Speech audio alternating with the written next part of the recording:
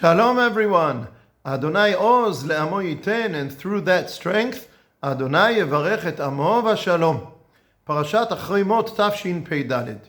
In Parashat Acharei-Mot we find the pasuk, Ushmartem et kol chukotai, you shall observe my mitzvot which a man shall do and live by them. V'chai bahem, I am Hashem.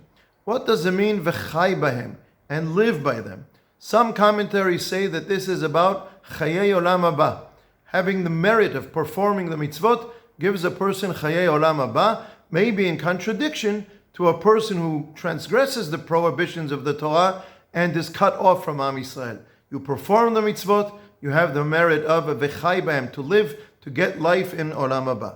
Others say that it's talking about olam hazeh, whether it means simply that the Torah way of life gives a person a stable, pleasant way of life with peace and other benefits, or because it enables us on the one hand to live human life as a human being, on the other hand with the directives and the framework of the Torah, it gives holiness in our lives. So it's v'chai bahem. You live with the mitzvot, and that gives you kedusha, that gives you holiness in olam hazeh. Of course, there is the famous drasha that appears in the Gemara in Masechet Yoma and in Sanhedrin that says v'chai bahem v'lo she'amut bahem. You don't have to die to perform the mitzvot. Pikuach nefesh overrides, and you're allowed to transgress prohibitions of the Torah to save a person's life. Pikuach nefesh overrides performing the mitzvot. But we know that halacha lema'aseh there are three mitzvot that are yehareg v'al yavor. You don't transgress them even to save a person's life, and one of those three is Gilui Arayot.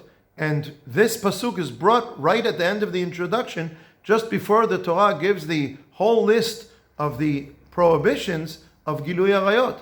So if it's saying v'chai bahem, to live even if you have to transgress prohibitions of the Torah, but then exactly bring those prohibitions which you're not allowed to transgress even to save a person's life, something is not working here.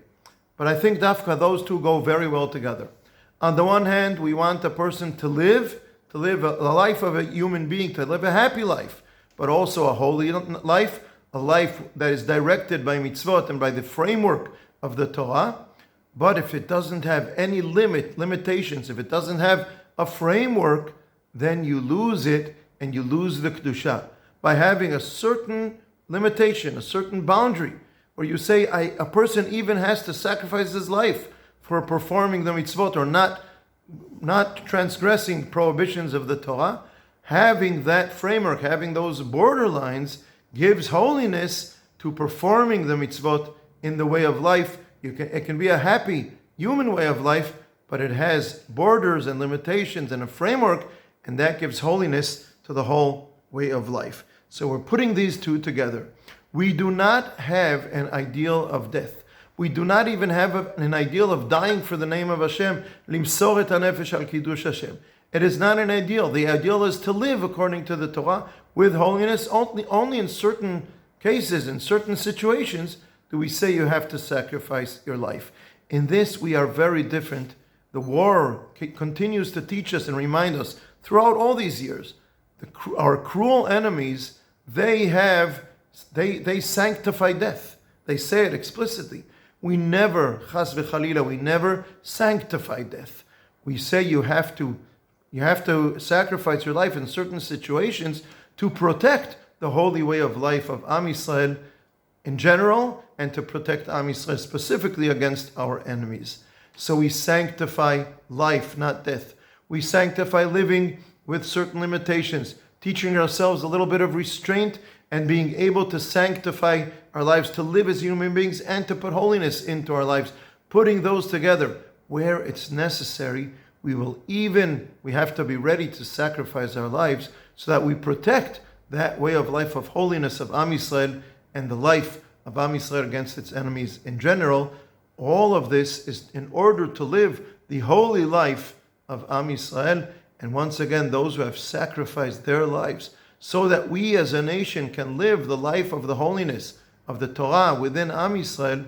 We are eternally grateful to them, and now it is our responsibility to live that life of holiness that they sacrificed their lives so we could live that. This is our mission. Shabbat Shalom.